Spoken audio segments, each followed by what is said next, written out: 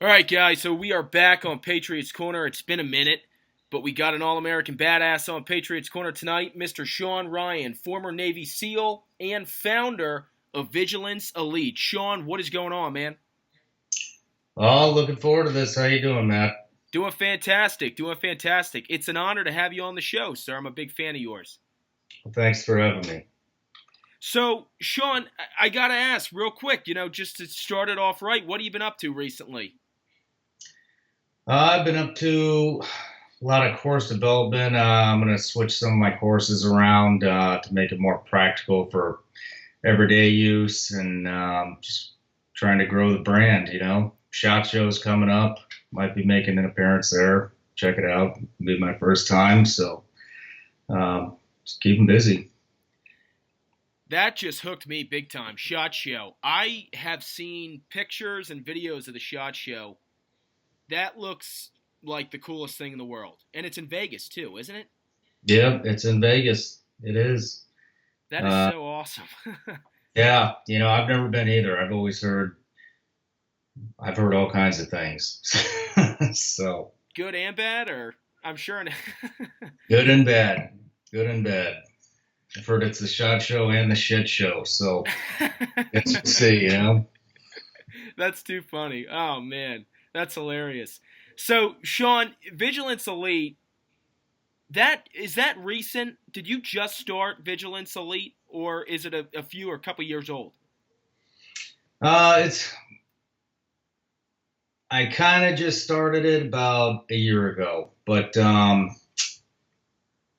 I worked for CIA for about 9 years, give or take a couple months, but got out, didn't really know what the hell I was going to do. I just knew I was getting tired of, being over there. And when I started it, it was going to be like home protection type shit, um, coming up with emergency action plans and very well to do homes.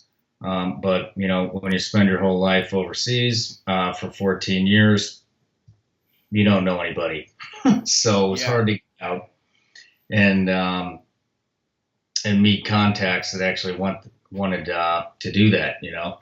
So it just wasn't working. So I started, and when I left that, it was like right after the first big attack in Paris happened.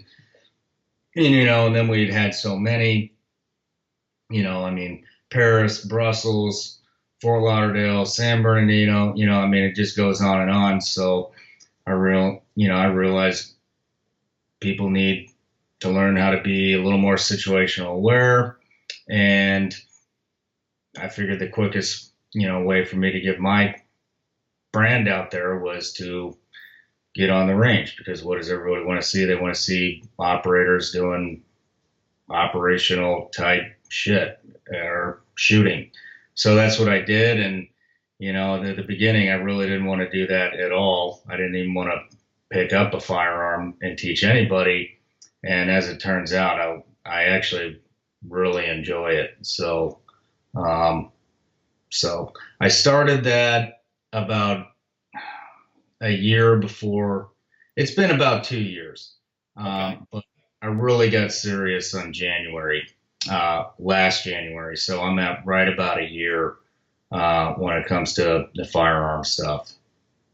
Now, when mentioning the recent terrorist attacks that we've been witnessing all over the world and inside our own country, do you feel that a lot of civilians? Because I'm noticing, I'm a shooter. I grew up with my father going shooting, and we do some hunting. But do you feel that a lot more people are wanting to get more involved in the tactical training based off of, watching guys like yourself in documentaries or the Hollywood version, or, you know, due to all these terrorist attacks going on right now? Um, I'm sorry.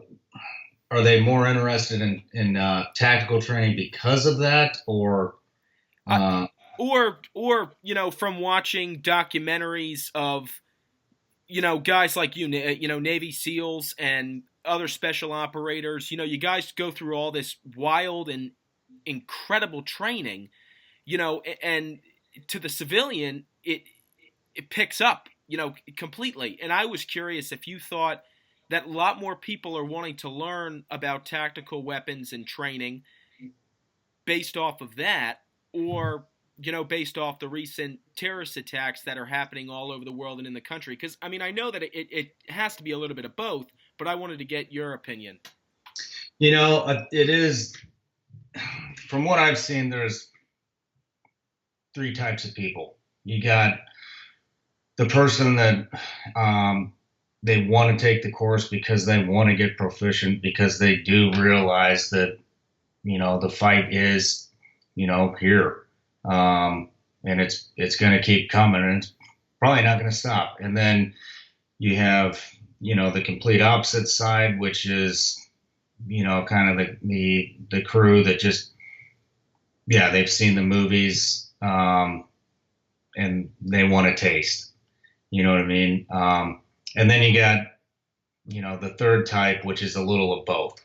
But I would say me in particular, because I don't really do all of that, the sexy looking stuff where you're jumping over cars and, clearing houses and all that kind of stuff. And they kind of steer more away from me because I do what's actually practical, and so I would say the majority of my clients are there to actually learn to be the best they can be with their firearms.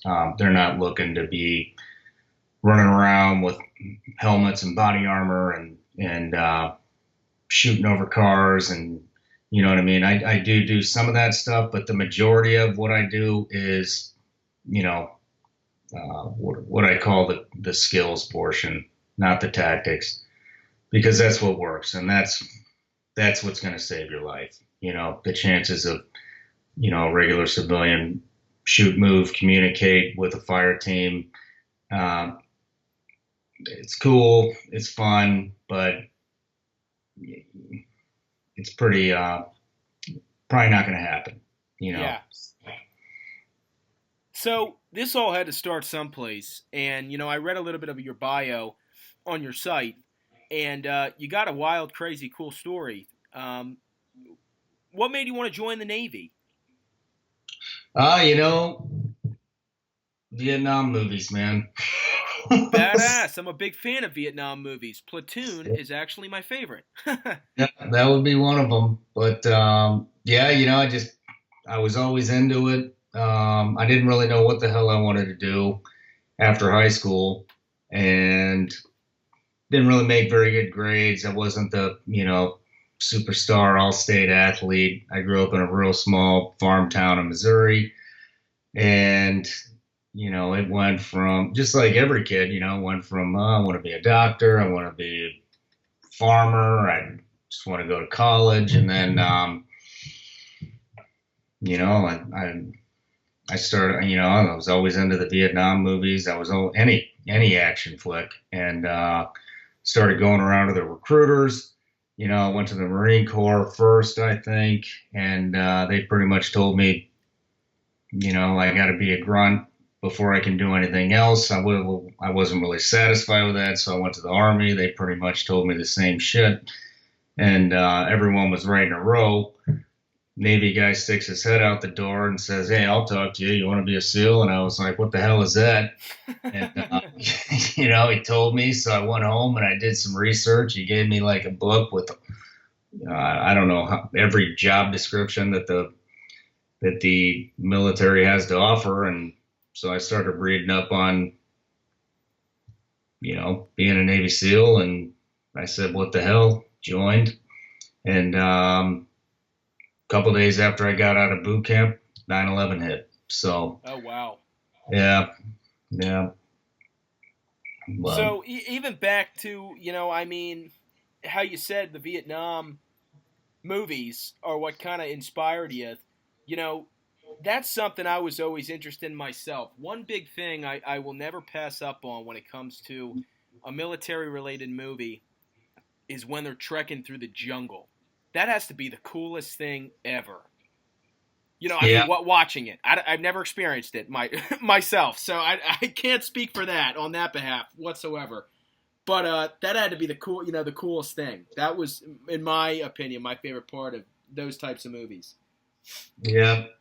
yeah, yeah. I a lot of guys don't like it. I mean, I didn't get to do that until I had a brief career in the SEAL teams. I was in for just shy of 6 years, but yeah, I went down to Panama, did some stuff with the Panamanian Spec Ops guys and third group team from an ODA team, Green Berets, and then uh, down along the Colombian border, and then which was training, and then we got called over to Haiti when Aristide got pulled out back in 2004. And I'll tell you, man, I love jungle warfare. It's my favorite one, and I've operated in just about every kind of climate there is. And I did the winter warfare. I hate it. We're carrying too much shit around. It's freezing cold. You never get used to the cold. Um, the desert, it's all right. Um, that's obviously where I spent the majority of my career with the teams and the in the agency. But I got to tell you, man, my favorite environment to operate in is the jungle. You travel light. You don't travel at night because you can't see shit because it's so dark out, even on nods. Uh, it's just, it's cool, man.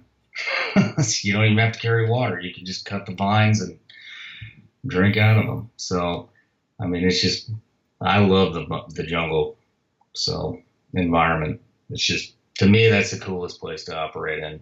But I can imagine. Now, even sticking on that for just a minute, because that's something I've always been so into. I mean, it's like how you were saying, like you can't see shit in the middle of the night, and that's the craziest thing. And in places like Panama and stuff, were they briefing you on shit that could possibly be out there? Maybe that even wasn't human. I mean, the amount of animals, snakes, and everything in the jungle. I know one bite at times, and something could be deadly if you don't get out quick enough. yeah, well, they give you the brief, and there's a lot of stuff out there. I think the number one thing is women, but but yeah, there's a lot of shit out there, man. Everything you just said, snakes, crocodiles, the bugs are the big killer. Black palm, we had one got black palms like these, what do you got? It's like a fungi or something, but it's a thorn that grows around all the different types of vegetation down there, and you grab it, and it's like grabbing a thorn bush. Oh my god! Yeah, the insects like to lay their larvae in there. So if you grab the we had one guy grab one, they cut his hand open, and it got infected, and these like maggot looking things started crawling out of his hand. And yeah, I mean, it was just, yeah, it's nasty, man. It's cool though, I mean, I'm just, I've been to Colorado, I've been to Alaska, I've been in winter environments before, and I've been in deserts before, but we just don't really have a jungle environment, in North America, and Yeah, or in the U.S. and to get down there and operate in that, and it was just very interesting to me. So it's like a whole nother world. So and are you even thinking about it? If you got to get in waist deep of river water that you can't even see the bottom, how you were saying crocodiles and snakes, anything that could be in there. Is that even going through your mind when you're walking, or is that just like, fuck it, if it comes to me, then it's gonna die, or I'm gonna do my damnedest to do what I can.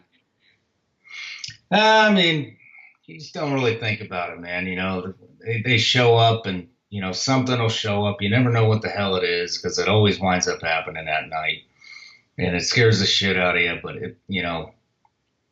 I mean, I don't worry too much about it. We got guns. We're not out there running around by ourselves. So, um, but I will say, man, the biggest thing down there that will eat your ass alive is the bugs. I mean, they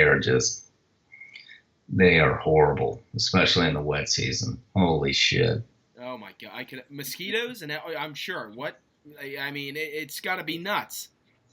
Yeah, mosquitoes, ants. They got these ants down there. They call them 50 cal ants, which I mean they're like the size of a 50 cal, bullet. Um, I mean, this banana spiders. I mean, everything's down there, man. Is that ant like a red ant? Like it could devour your skin type of deal? Because I might have read about them. Yeah, I mean, I was bitten by one. And I thought it was a rat biting my leg. I mean, the bite is like so.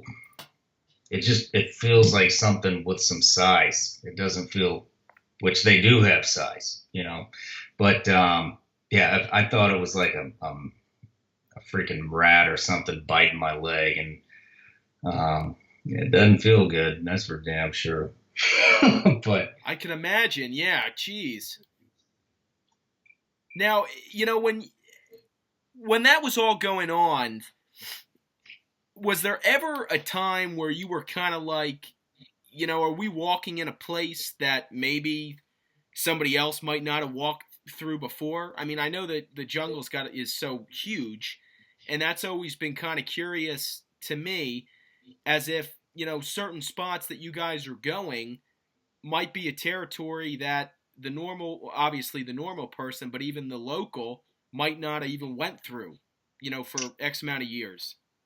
yep, yep. I mean, I'm sure there was a lot of places like that, and I think about that everywhere I go, not just in the jungle, but some that stuff the vegetation gets so damn thick there, and it grows back so fast that I mean, I just can't really see anybody going into those places. I mean, it's just not worth it. I mean, you're out there in some places, and it's mountainous there, especially down in Panama, and I know it is over in Thailand, and Colombia is definitely very mountainous too. I mean, it's always I can't think of anywhere that's flat off the top of my head that's jungle. So, and a lot of these are straight up and then straight down, and I mean, you're whacking with a machete the entire way through the bush. I mean, it's rough. There's no doubt about it. And I had another guy on my show, Darren Bebo, who was a special operator with the Coast Guard, and he spoke of when he was in Southeast Asia or part of Southeast Asia, where he did come across some like real intense spiritual tribe, which was just absolutely insane. You ever experienced that? Nah, I haven't seen that. I've seen locals, out there and doing their fishing and shit out in the rivers, but now I never ran into like a full on, tribe. They're out there, but I didn't see them. Yeah. So that stuff's so cool. Well, I mean, going from one crazy predator to the next, I was recently watching a video on YouTube, and I forget what the gentleman's name was, but he was a Navy SEAL, and I believe he was an admiral. He gave a speech in Texas, like a commencement speech, and he was talking about buds, and then went on to talk about the night swim, and he just totally threw everything out there, and you could see on people's faces that, I mean, it was just kind of going through their head like, I can only imagine what that would have been like, because he was saying that the instructors will tell you firsthand, this is where these kind of sharks are. This is where those kind of sharks are. And what was that experience like for you? Because, I mean, I'm sure it had to have been intense. are you talking about the chum swim, I'm assuming? Okay. out in And yep. There. That even sounds worse. That sounds more scary. Yeah, I mean, you're always swimming at night, so I'm just assuming that's what you're talking about. But yeah, you get into third phase, and then I forget what um, portion of it is. If I remember correctly, it's like right before you graduate. But you get out on San Clemente. I can't even remember how far you swim. I would venture to guess it's 2 nautical miles because that's what pretty much all the swims are. Yeah. Um, and yeah, they chum the water, and but it's just you're about to graduate and you've come that far, so and you just figure, well, I don't think anybody's died doing this yet, so fuck it, I'm gonna do it. Wait. So they literally put chum in the water? That's the word, I Oh mean, my god, I thought you were saying maybe they were like, it was like a nickname, like they were calling you guys the chum. I didn't had no idea they were actually putting it in there. Oh, that's nuts. yeah, Wow. and Holy shit. that's what they tell us, and it's on San Clemente. They got great whites out there and every other damn kind of shark. So, but yeah, I mean, you can't see if they're doing it or not because you're in the water. And I was never a buds instructor, but I mean, I've just like everybody else, I've seen it on the documentaries, and they're chumming it then. So I don't know why the hell they wouldn't have chummed it for my class, but I don't think anybody's ever gotten hurt, so, but I'll tell you one thing, it wasn't going to stand in between me and getting that trident. So, Wow, holy shit, man. I can only imagine that. Do they ever kind of, irk it up even more before you go out on the swim? Saying, yep, you guys, or do you just realize, I mean, you're out there in California, that there's going to be sharks swimming around you? yeah, yeah. It's just, you never get used to any of that stuff. So, even in dive phase, in the bay, you brush up next to something, scares the shit out of me every single time, and everybody else, and in Hell Week, when you're in those damn boats, the dolphins, they're swimming up next to you. You see a fin, maybe you're hallucinating, maybe you're not. I mean, you don't even know. By day 3, you're seeing all kinds of shit, saying all kinds of shit. And I remember one time, I don't remember what day it was. It was towards the end of Hell Week. We were doing this thing called around the world or something, where you paddle around Coronado Island. It's a big race, and we were on the bay side, and I thought I saw I thought I saw a shark swimming up next to me, because you see the fins come up all the time, because dolphins like to play, and so do the seals, the animal, and I'm out there on my boat, supposed to be paddling. I'm trying to beat the shit out of this dolphin, trying to hit it with my damn paddle. Who knows if it's even there? Then I thought I saw a tidal wave coming. I'm like screaming wave, jump into the water, and it's in San Diego Bay. I mean, it's like it's like glass out there. It's like a pond. Yeah. So then, of course, my whole boat crew's pissed off at me because we're in the lead, and it pays to be a winner. That's a big thing, when you're going through training. But,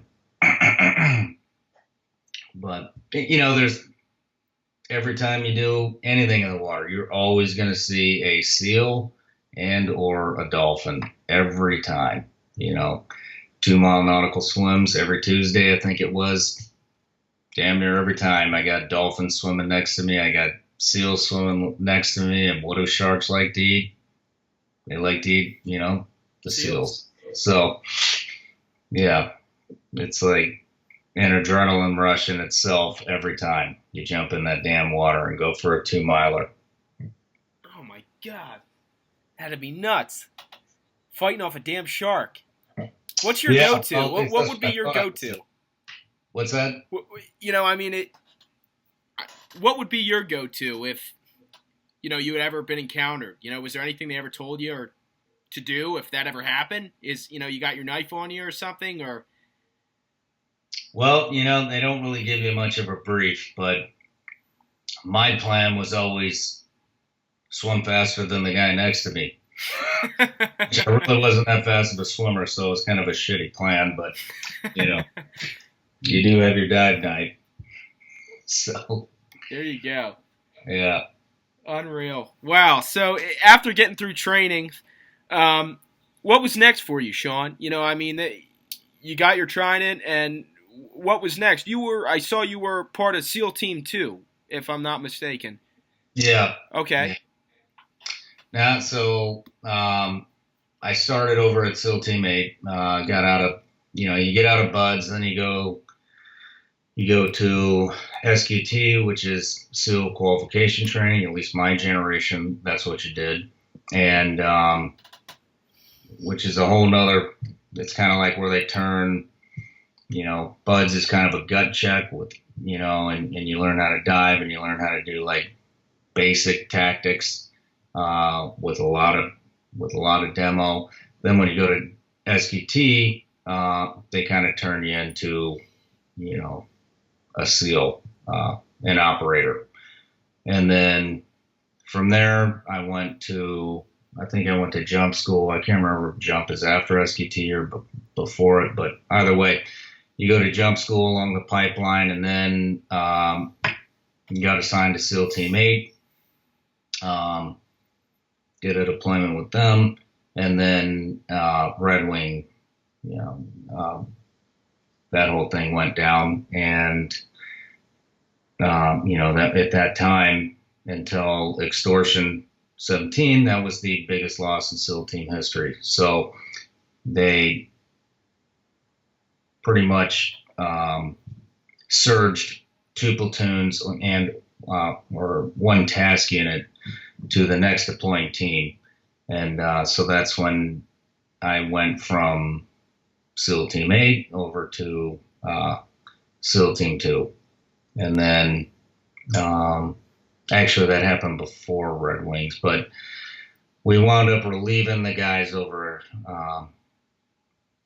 in Afghanistan after that happened, and because they did take such a heavy loss, and so yeah. Yeah. So now, were you going back into the Middle East after that happened, or were you still there? Were you staying there after that? That was actually after that had happened. That was my first time in the show, as they call it, or in a combat like over there, in the Middle East, So it was my second and last deployment, and I showed up and high-fived those guys. One of them is actually one of my best friends that came home from that, and went from there. Yeah. So during that time, everything is starting to heat up there. And did you notice that stuff started to get, maybe a little bit stranger, that more security measure was taken? Not saying it wasn't before, but just I know that stuff was really starting to heat up after that as well. Mm-hmm. Are you talking about theater wide, or for the SEAL teams, or? I guess for the SEAL teams. Actually, to be honest with you, it was pretty slow. We got there, we kind of expected to hit the ground running, and that just, to be honest, it wasn't the case. And the boy, we were hungry, but unfortunately, there are a lot of politics involved. In every level, but especially after something like that happens, and we were the relieving platoon. We did some stuff, we turned some other stuff down, and Actually, I was the last platoon in that country for several years. And then, other than, Dev Group. And then I I told him I didn't want to go home because we left. We wound up leaving. We went to southern Afghanistan down in Kandahar. We did some stuff down there. And then, whatever, politics got involved. Platoon went home. We were working with some CANSOF guys. And then I volunteered to jump over to Iraq, where, you know, that was the hot zone at the time. That would have been what, '05, I think, Yeah. '05, '06. And so Ramadi was, everywhere was just blowing up over there. So, um, left Afghanistan. My platoon went home. We did do some stuff over there. It was, whatever. Went over to Iraq, and yeah, a lot less politics involved over there. And it was it was a good deployment over there. So, um, yeah. And why were there, less politics over there? Just due to everything that was going on? Like the need for you guys to be there. I mean, to do what your job. Yeah, well, the need was everywhere, but they're just, I don't know, man. I was young, you know what I mean? I was in E5, and I wasn't involved in the politics. I was just there to kick in doors and get it on. And that's all I wanted to do. So Wow. when we, didn't do that, I was not a happy camper. And, it just, we could have gone out every night. It wouldn't have been enough for me. I wanted two, three, four, five ops a night. And I did not care. I just wanted to get after it. And, but, I can't answer that question. I don't know why. I know it was due to, you know, Red Wings, but I don't know. They just, more shit was going on in Iraq at that time, and Yeah. and we get a lot more action over there. Yeah.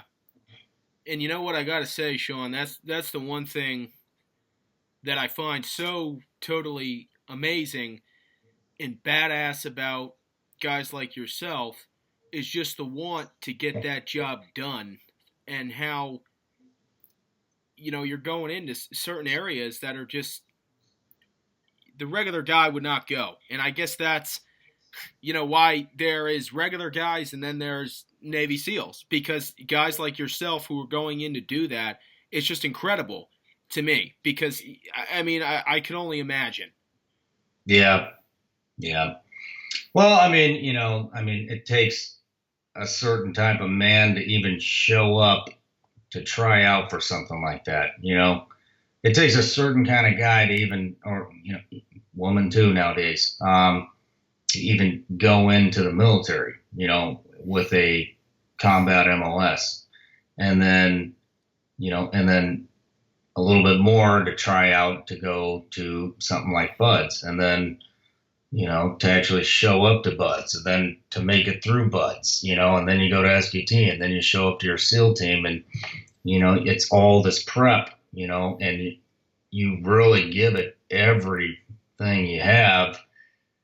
And then if you don't go, that's like the biggest disappointment, of your life.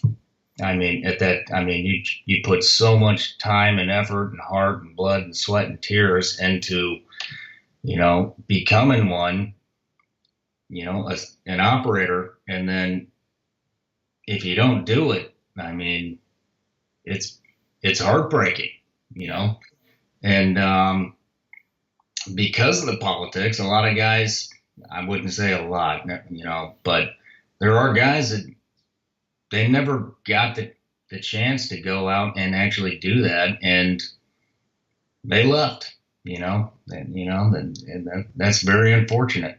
They lost a lot of good operators because they weren't getting to do what they want to do, and that goes into the politics. So, you know, um, And do you feel as of, now, with all the threats that we have going on, ISIS, mainly, I would think, North Korea, that jackass over there, spitting out all types of craziness. What do you see as the main threat within the two? I mean, ISIS, it seems that it just continues to grow and grow and spread. And is the call for special operators, you think, only going to increase now due to all that? well, I mean, they've already increased it. Um, they've been increasing it for the past, what are we at, 17 years now? Close to. Um, it's been constantly increasing, and I mean, even when I got out, it was growing, growing, growing. But it we're overworked, and it's not anybody's fault except the politicians' fault. But what's happened is one of my personal, theories. I don't know the exact reason, but is special operators are very good at precision hits, and they need very precision hits done because of target ID. We're not doing what we did in Fallujah.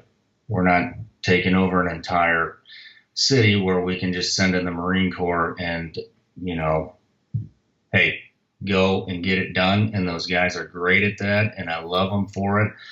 But they are not special operators. They are not trained to identify targets and go through a very fast decision-making process like we have to. And it's not a hit on them. It's just they don't have the training to do that. We do. And so the U.S., our government sends in special ops all the time because they don't want, they don't want the wrath of, the rest of the country to find out, maybe an innocent got killed or, I mean, it's just, everything needs to be precision now, which means they need to spend more money on training, the conventional guys and quit overworking the soft guys. Well, I heard that, from a friend of mine who is still in the Marines, that he had heard that all of the military and all branches was going to try to start increasing the qualification level of what they need to meet ever since President Trump did get in office. I don't know if you heard that or if that's factual. It was passed along to me from him. But I would tend to disagree, but I don't know. If you talk to anybody, it's always harder when they were in, right? No matter what you're talking about. But anytime the government mandates something needs to grow, standards drop, and they've done tests, in the SEAL teams and every other unit out there. And no matter how many guys they put through, no matter what they prepared, what they prepared them for before they go to buds, no matter, it's always winds up being the same. If they don't change the program, it's always damn close to the same percentage of guys that wind up making it through. And the only way that a larger percentage of the original class would make it is if they lower standards. I hope they're not lowering standards, but now we have the whole, women need to be in there, and you know where I'm going with this. Yeah. So I don't know. I hope they're not doing that. But Now, when they need greater numbers, they tend to overlook things. yeah.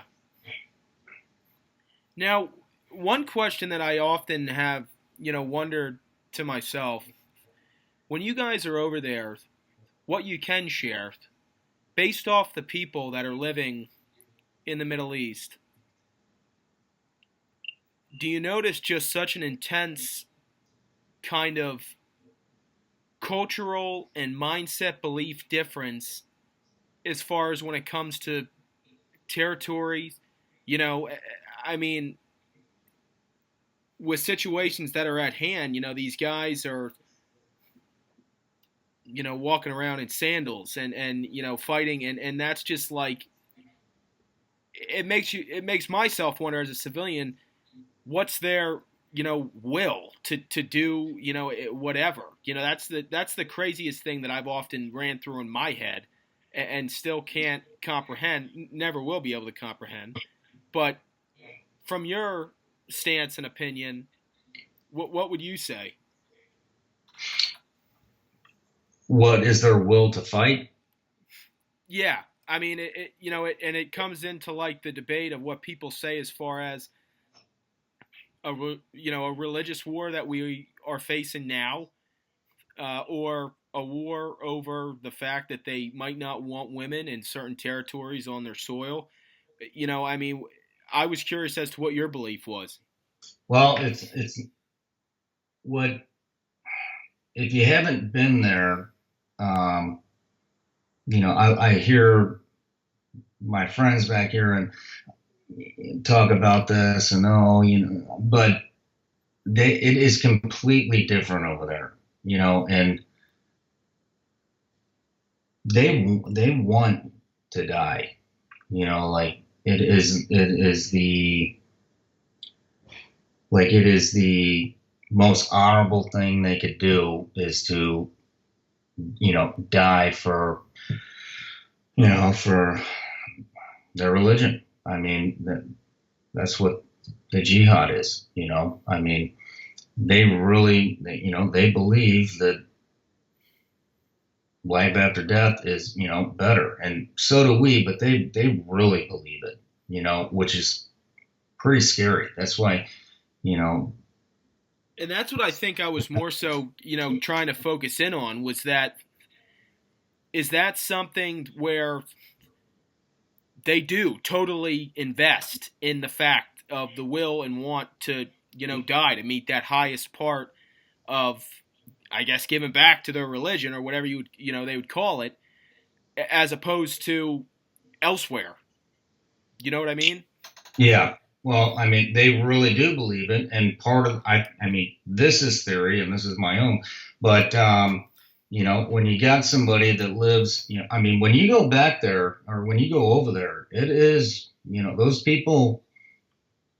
If you get into the villages and like real Afghanistan, real some of these other places, I mean, it's like BC times. There is no electricity. There is mud huts. They're raising goats and donkeys and damn near starving to death, and they're freezing their ass off in the wintertime. And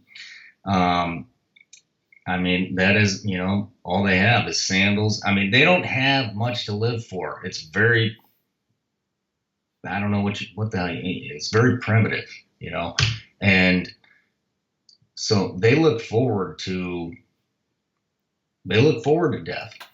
They really do. And it's the best thing they could do is to, die for what they believe in. And yeah, we say that, I hear people say that all day long, but they welcome it. They look forward to it. As somebody here and they're scared shitless to die, and I mean, I don't want to die, Yeah. but they do. They're ready. They want to die. I mean, look at all the suicide bombers. How do not all of them are like forced to go do that. They're looking forward to it. They think when they, detonate themselves, they're going to a better place. And it works, as far as their tactics are concerned, unfortunately for us, but it does, they are very dedicated, very dedicated. And is that just kind of a thought that, only makes people ask how long the war will continue, based off of, that mindset that they have? I mean, how you were explaining certain places being like, BC time. Well, I mean, I think it will always continue. Um, and again, that's my personal opinion, but, we've seen it for, since 2001, and then the first guys went in and we are still there. And there's been, we've plussed it up. We've brought guys home. We've sent guys back. Now we're, all over there. We're everywhere in that, section of the world. And,